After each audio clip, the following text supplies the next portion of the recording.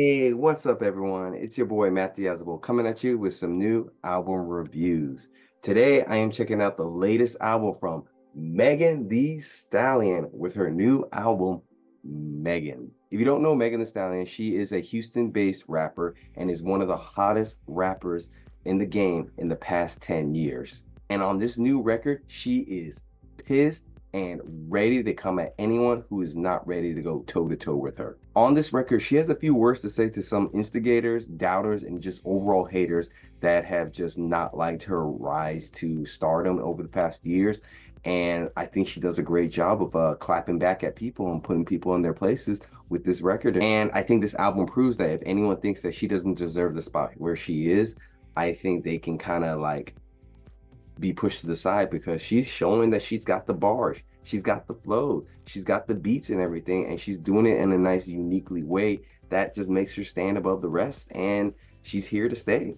Like on the opening track, His, the lead single to this album, she's laying it down and just showing how she feels about everyone being on her shit. She's going hard on this flow. Her words sound really good. The beat has a very low and just kind of like clap back feel to it. It's just a clean and effective song that really sets the bar for the album, the tone, and everything. And it's just, it's great. And then we move along into Rattle, which is continuing the whole snake kind of trend things here and being like a mysterious and charming beat and everything. The beat is super, super clean and well made. Her flow is a little bit slower than his, but it still has that bite to it. And she ain't letting anyone push her off to the side because her bars are just on, like they're just on it, especially when she's talking about like T, like I'm from got T like from TMZ and everything. It's just great, and she's got a really good hook on this particular track and everything. It just hits that right spot in your ear. And things continue on the song Rattle with having a mysterious and clean, simple beat while her pulling back her flow, but still being very effective and having a lot of bite to her because she ain't letting anyone push her around in anything. Her bars are good on here. Her hook is really great here. It's just an awesome track, and I gotta play a clip for you. Coming for the hot girl. My name start all the discourse. Hate for the state and turn ops into homeboys. This tough guy act so forth. Y'all why I'm standing on business for pro-choice. Cause the niggas don't beef with the niggas. They scared of each other but beat on the women. I just want y'all hoes to know. Listen carefully. Whatever don't pay me, don't faze me. She ain't giving a fuck, and that beat is just so clean. And like I said, the bars and flow here are just impeccable. She's going in on each beat and matching the ferocity of the beat, the flow of the beat, and it just is just like nothing to her. She's just making it look so easy. She's just eating up the tracks. It's dope. Then you have tracks like Figueroa that are a little bit more pulled back on the beat and everything. Very simple and everything, but a little too repetitive, especially on the hook. And the verses go really good. They have like a good sway to it and a good groove to it. But it's just the hook that's a little bit too redundant, I think. But it is a short song, so it's a lot more tolerable. Then on the song Where Them Girls At, she's got more of an effective hook than the previous song.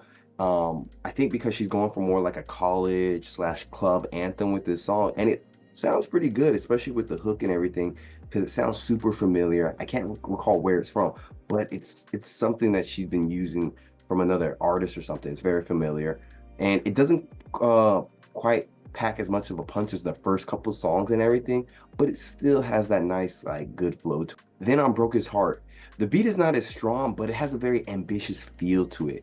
And as I was listening to it, I realized it's a Ti sample for sure. I'm pretty sure she's sampling Ti here, and it sounds really good.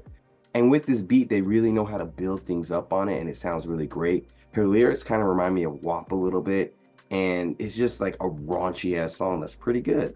And as I was listening to this album, the one thing I noticed that she's really good at enunciating her words. She has a true talent for that, to making her words sound crystal clear. And because the way she enunciates her words, her wordplay comes in really nice and clear, especially on tracks like Hiss and Downstairs DJ. They really like are kind of witty. Now on BAS, it's a bit of a bland beat at the beginning of the song, but by the time the chorus gets around, it gets better. She seems to have more of a ferocity here, and the low sounding backing vocals add a lot to the song, especially when things get layered nicely. But I will say the feature on this particular song from Kyle Rich, I wasn't really feeling him on this track and everything.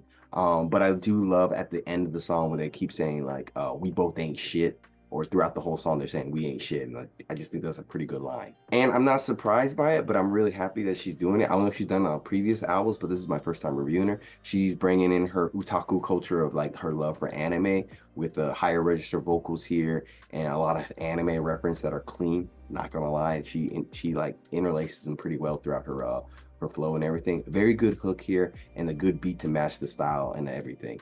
So, and I like that she's not too into the otaku. Like she's not putting it too hard. It's very obvious she's into anime. She makes it part of her identity of as an artist, but it's not the main thing. And then on the track Find Out, it's nothing too amazing and everything, but it's just a good solid song with a fun beat with her sprinkled ad-libs and everything to really spice things up. She's going in hard like she normally does.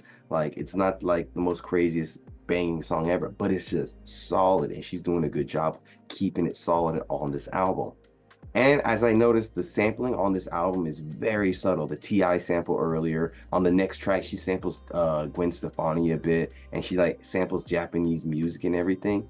And it's nice that she's doing that. And also, I like that it's very subtle. Like it takes you a minute to register, like, oh, I've heard this somewhere before. So it feels really fresh and not so like in your face to where like, oh, I know this. Like it's dope. And like I said before, every song related to a snake on this album has just been a banger. It's got great beats, great vocals, great flow, and Boa is no exception, especially when I mentioned earlier that she samples Gwen Stefani's song, What You Waiting For in here, and it sounds so good, especially how low and like subtle it is. It's just fucking clean. So I'm gonna play a clip of Boa for you. Ain't listen when your shit drop. How my diamonds dance and I ain't need to make no TikTok. Bitch, your time up. Yeah. Hey, hair long, money long, counting up for hours. I don't want no mini man. Fuck me for some hours. Hey, chains wet. I'm in love with money. You can hear it so subtly in the background, and it's dope, and she matches the beat and everything. It's nice. Then we have the big track here, track 10, Mamushi, and I think it's a very ambitious song by bringing a lot of Japanese elements, the Japanese artist, her speaking Japanese and everything. It's very, very ambitious. I'll give him that. But I will say at times there's a lot of repetition here that sounds a little bit bad, and her speaking the Japanese. I know she's not a Japanese speaker. It's always hard to learn another language, but it sounds so basic to where it stifles her flow a little bit, and she doesn't sound that great. And then the Japanese guy, Yuki Chiba, he's a pretty big famous rapper. He sounds really good, but at times he sounds a little bit awkward. And like I said, ambitious song, but there's just a lot here that doesn't mesh that well that I think needed to get reworked a little bit. But it's still an interesting song, just very clunky. And I love that the features here are all like showing different parts of her lifestyles, from featuring UGK later in the album, showing her Texas pride, and then featuring Yuki Chiba because her love for anime and everything, and different R&B artists. They're all really, really interesting features. Whether good or bad, the features do help keep your attention. I think they're all memorable in a good and bad way. On accent, the beat is a little bit slower and trippier, and in a weird way, tell me if I'm wrong, but it reminds me of Korn in some way. Did she sample Korn on here? And I would say the hook, it's not so bad and everything. It's pretty good with her saying that, her she's thicker than her accent and everything. Quite clever, good wordplay. Glorilla feels a little bit awkward on this beat though, I feel. And then on paper together, UGK and her sound so good together. They just blend so nicely. They sound wonderful. It's like Houston's finest coming all together. You got Megan and you got UGK coming together. It just sounds really good. His flow sounds good. Her flow sounds really good. It's very tight, very good intonations and everything. The beat is clean. It's just a stellar track. And then we have Spin here, and she's bringing in a feature from Victoria Monet, and she sounds really good on top of the slow and sensual R&B beat. And I'm really surprised that she's able to rap on top of a slow beat. It feels like it shouldn't work, but she makes it work somehow, and it sounds really good. And like I said, Victoria, she has a very sexy and sensual voice here, and it just sounds great, especially when she says spin around the pole and everything. Sounds very lovely. And then you got Downstairs DJ with its cool Nintendo/arcade style beat and everything. It sounds really refreshing, hella different and everything. The beat is very hypnotic. Her bars are fantastic, talking about X videos and playing her pussy like a game and everything. Just something about how she's doing the wordplay on this particular track sounds really good. It's just matching the beat so well. So I want to play a clip of Downstairs DJ. Nigga can't stress me if he can't sex me. Finna get locked out tryna impress me. Ayy, popped out like I been in a toaster. Put a ring on it like a bitch need a coaster. Niggas looking for me like I'm on a wanted poster. How the fuck is you a player if a nigga coach ya? I'm a dime and the bitch is a penny loafer. Walk in, serve body, category over. Got a real famous cat like my name Doja. Because she's killing it. She's killing it. She's killing it. And then we get the interesting Miami blues song that has like a weird murder mystery style beat to it. It kind of reminds me of like if Clue had a rap song to it or anything. It's really cool how they constructed this beat, and she sounds really solid. The beat is catchy. Her vocals, again, she's killing it. And the feature from Big Crit and Buddha Bless, they're doing a good job of making the song solid. And then we get the track Worthy, which has a nice sunny and upbeat feel to it. A very cool like summer like jam.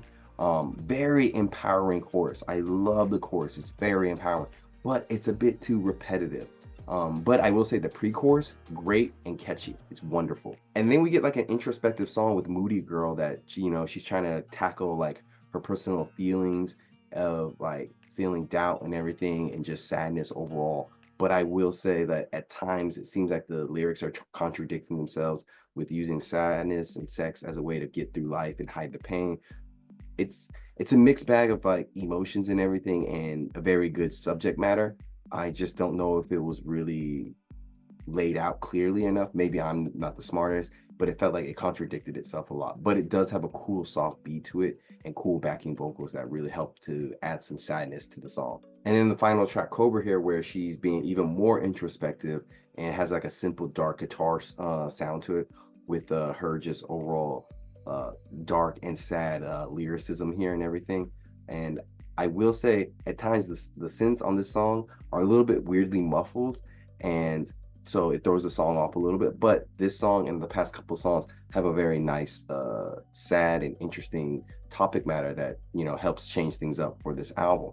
Yeah, so there might be a few tracks here that aren't the best, but majority of this album is pretty top notch, if not amazing.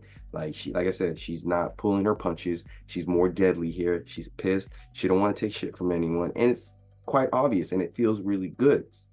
And there's times where she's being a little bit introspective, really great beats and very subtle samples and everything. It's a very, very enjoyable album. It's my first time listening to a full Megan Thee Stallion album, and I was quite impressed by it. And I think from all her body of work, this might be some really good work. I don't know what's better, her older work or this, but I would have to say it's a solid 8.5 out of 10.